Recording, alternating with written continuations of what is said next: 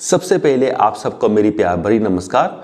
ओशो जी कहते हैं इंसान इंसान ना होता अगर वो सीधा ना चलना सीखता। यानी कि पहले वो अपने दोनों हाथों और दोनों पैरों पर चलता था। धीरे धीरे इंसान ने क्या किया, जैसे हम सभी जानते हैं कि उसने अपने दोनों हाथों को फ्री कर लिया और वो सिर्फ अपने दोनों पैरों के बल पे चलने लगा।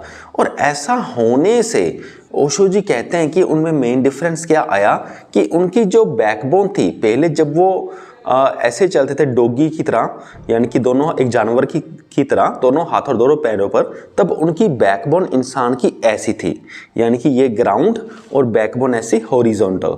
और जब इंसान दोनों पैरों पर चलने लगा तो तब उसकी जो बैकबोन है वो परपेंडिकुलर हो गई, यानी कि ग्राउंड के लेवल से बिल्कुल परपेंडिकुलर।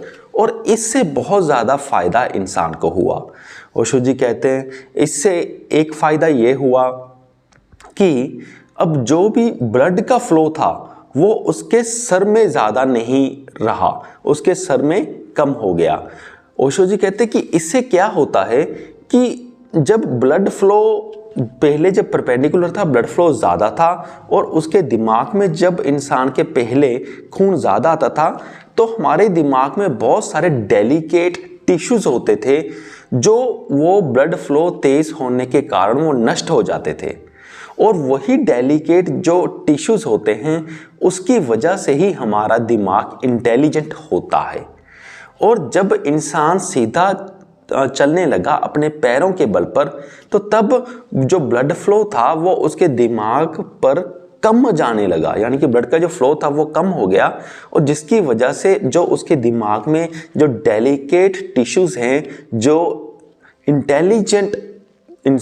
इंटेलिजेंस क्रिएट करते हैं, आप ऐसे समझ लो, या जो इंटेलिजेंस का कारण होते हैं वो डेलिकेट टिश्यूज़, अब वो टूटते नहीं हैं, अब वो डेलिकेट टिश्यूज़ नष्ट नहीं होते, जिसकी वजह से इंसान इंटेलिजेंट होता जा रहा है।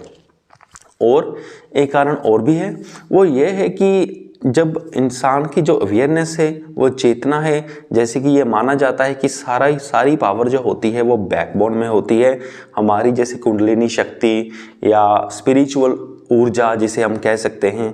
तो जब वो परपेंडिकुलर हो गई है, बैकबोन परपेंडिकुलर हो गई है ग्राउंड लेवल से, तो इसका मतलब क्या है कि अब जो ग्रेविटेशनल फोर्स है वो बहुत कम एक्ट कर पाएगा उस एनर्जी के ऊपर जो हमारे बैकबोन में है।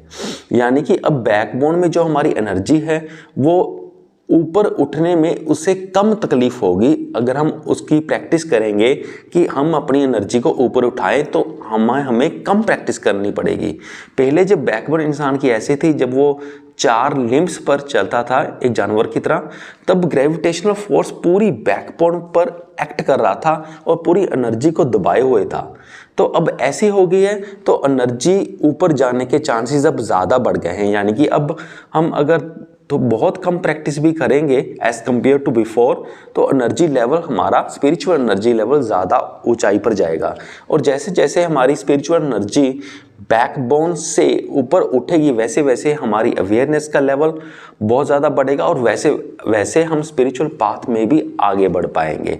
सो मुझे पूरी उम्मीद है कि आप सबको ये वीडियो समझ में आ गया होगा। सो इस वीडियो को देखने के लिए आपका बहुत धन्यवाद। और इस वीडियो के डिस्क्रिप्शन बॉक्स में मैं स्पिरिचुअल बुक्स के लिंक्स भी डाल दूंगा, अच्छी स्पिरिचुअल बुक्स के, आप उन्हें क्लिक करके चेक करके देख सकते हो। और साथ ही में मैं कुकू एफएम का नाम और उसका कूपन कोड भी डाल दूंगा, जिसकी मदद से आप सिर्फ 200 रुपये पे करके पूरे साल भर के लिए कुकू एफएम पर सारी ऑडियो बुक सुन सकते हो। सो इस वीडियो को यहाँ तक देखने के लिए आपका बहुत बहुत धन्यवाद।